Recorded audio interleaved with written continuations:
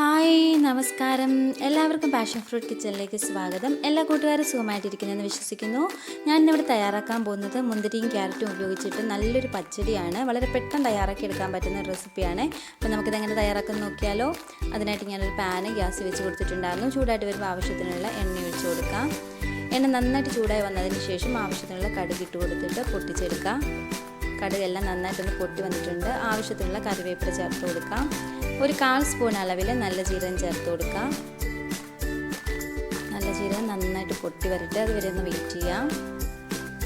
നല്ല ജീരകം എല്ലാം നന്നായിട്ടൊന്ന് പൊട്ടി വന്നിട്ടുണ്ട്. ഇനി ഒരു 7 അല്ലി വെളുത്തുള്ളി നീളത്തിലൊന്ന് കീറിയെടുത്തിട്ടുള്ളതാണ്, അത് ചേർത്ത് കൊടുക്കുന്നുണ്ട്. എന്നിട്ട് ജസ്റ്റ് ഇതൊന്ന് മിക്സ് ചെയ്തെടുക്കാം. എല്ലാം ഒന്ന് നന്നായിട്ടൊന്ന് ഇളക്കി മിക്സ് ചെയ്തെടുക്കുന്നുണ്ട്. ഇനി ഇതിനകത്തോട്ട് ചെറുതായിട്ട് അരിഞ്ഞ് വെച്ചിരിക്കുന്ന ഇഞ്ചിയും കാന്താരിയുമാണ് ഞാൻ എടുത്തിരിക്കുന്നത്. കാന്താരിക്ക് പകരം പച്ചമുളക് ചേർത്ത് കൊടുക്കാം.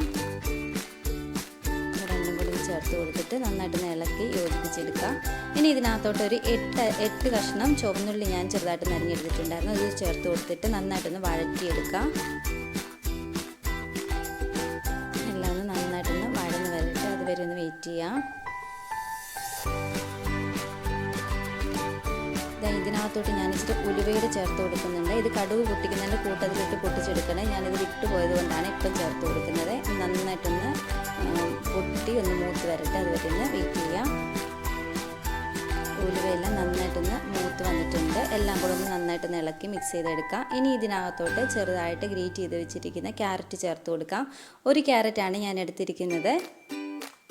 അപ്പോൾ നിങ്ങൾ എടുക്കുന്ന തൈരിനനുസരിച്ച് ക്യാരറ്റിൻ്റെ അളവൊക്കെ കൂട്ടുകയും കുറയ്ക്കുകയൊക്കെ ചെയ്യാമേ. ഇനി ഇതിനകത്തോട്ട് ഞാൻ കുറച്ച് തേങ്ങയുടെ അരച്ച് ചേർക്കുന്നുണ്ടായിരുന്നു. ആ തേങ്ങ എടുത്തിട്ടുണ്ട്. അതിൻ്റെ കൂടെ ഒരു 2-3 കാന്താരി ചേർക്കുന്നുണ്ട്. ഒരു 1/4 സ്പൂൺ അളവിൽ നല്ല ജീരകം, 2 ചുവന്നുള്ളി, ഇത്രയും കൂടെ നല്ല പേസ്റ്റായിട്ട് അരച്ചെടുക്കുന്നുണ്ട്. ഞാൻ ചുവന്നുള്ളി കൂടി ചേർത്ത് കൊടുത്തിട്ടുണ്ട്. മിക്സ് എല്ലാം ഒന്ന് അരച്ചെടുത്തിട്ടുണ്ട്. നമ്മൾ വഴറ്റി വെച്ചിരിക്കുന്ന ക്യാരറ്റിൻ്റെ മിക്സിലോട്ട് നമുക്ക് തേങ്ങയുടെ മിക്സ് ചേർത്ത് കൊടുത്തിട്ട് നന്നായിട്ടൊന്ന് വഴറ്റിയെടുക്കാം. ഇതിൻ്റെ പച്ചമണമൊക്കെ ഒന്ന് മാറി വരുന്നിടം വരെ ഒന്ന് വഴറ്റിയെടുക്കണേ. ഇത് മിക്സ് എല്ലാം നന്നായിട്ടൊന്ന് വഴന്ന് വരുന്നുണ്ട്. ഇതിൻ്റെ പച്ചമണമൊക്കെ ഒന്ന് മാറി കിട്ടിയിട്ടുണ്ട്. ഈ സമയം നമുക്ക് ഇതിനകത്തോട്ട് എടുത്ത് വെച്ചിരിക്കുന്ന തൈര് ചേർത്ത് കൊടുക്കാം. 1/2 ലിറ്റർ തൈരാണ് ഞാൻ എടുത്തിരിക്കുന്നത്, അത് ചേർത്ത് കൊടുക്കുന്നുണ്ട്. ഒട്ടും പുളിയില്ലാത്ത തൈര് വേണം ഉപയോഗിക്കാനേ. നന്നായിട്ടൊന്ന് ഇളക്കി മിക്സ് ചെയ്യാം. ഇനി ഇതിനകത്തോട്ട് ഞാൻ കുറച്ച് മുന്തിരിയോടെ ചേർത്ത് കൊടുക്കുന്നുണ്ട്. പച്ചമുന്തിരിയാണ് എടുത്തിരിക്കുന്നത്. ഇത് നിങ്ങൾക്ക് വേണമെങ്കിൽ കട്ട് ചെയ്തിട്ടിടാം, അല്ലാതെ വിടാം. നിങ്ങളുടെ ഇഷ്ടത്തിനനുസരിച്ച് ഇട്ട് കൊടുക്കാം. എത്രമാത്രം മുന്തിരിങ്ങ ചേർത്ത് കൊടുക്കുന്ന അത്രയും ടേസ്റ്റ് ഓടും നമ്മുടെ ഈ പച്ചടിക്ക്. നന്നായിട്ട് ഇട്ട് കൊടുത്തതിന് ശേഷം നന്നായിട്ട് ഇളക്കി മിക്സ് ചെയ്തെടുക്കാം. ഇതിനകത്തോട്ട് ആവശ്യത്തിനുള്ള ഉപ്പ് പൊടി ചേർത്ത് കൊടുക്കുന്നുണ്ട്. ഞാൻ ഇതിനകത്തോട്ട് കുറച്ച് കായപ്പൊടി ചേർത്ത് കൊടുത്തിട്ടുണ്ടായിരുന്നു. ഇത് ഷൂട്ട് ചെയ്യാനായിട്ട് വിട്ടുപോയി. ഇത് നിങ്ങൾ ചേർത്ത് കൊടുത്തേക്കണേ.